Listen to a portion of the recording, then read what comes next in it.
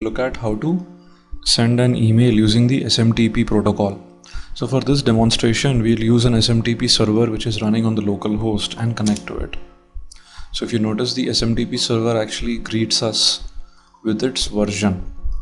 So now if you remember, the first thing which we had to do is introduce ourselves to the SMTP server using the hello command.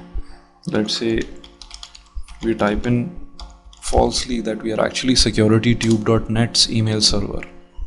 If you notice, it actually greets us now saying pleased to meet you and even dumps a list of enhanced commands which are available. For this demonstration, we'll just stick to the basic commands which we saw in the presentation before. So now we actually send it a command saying mail from and falsely say that it is Vivek at securitytube.net who's actually sending the email.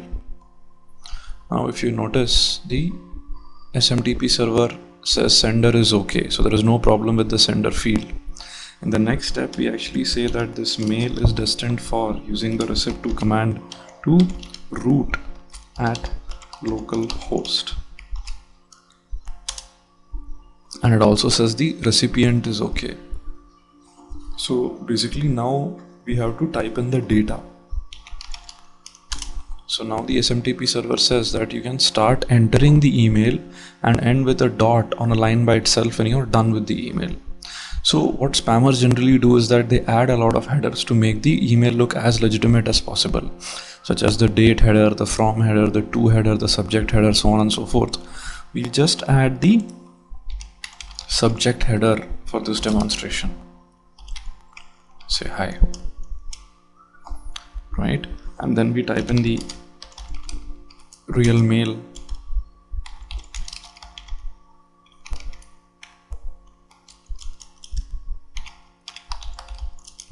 Now we type dot on a single line and basically send the mail. So now the SMTP server accepts the email for delivery and probably it's even sent it out. So if you notice, the final step is actually going to be quit, but before that, just to kind of recapitulate, we use the hello command to introduce ourselves. Then we actually use the mail from command to basically note from whom this mail is for.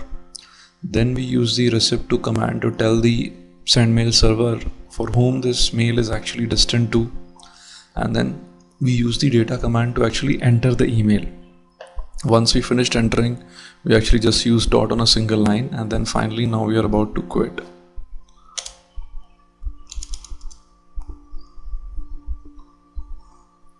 Now if we actually type in the mail command, you will notice that one mail has arrived and the subject of the mail is hi, right? Now let's look at this mail, and you will notice that the entire mail which we sent has actually been delivered. Let's quit the email client. So in this video, as we've seen that how trivial it is to use the SMTP protocol to send out spurious emails. Now, even though in the demonstration localhost has been used, this almost pretty much applies to any host on the internet.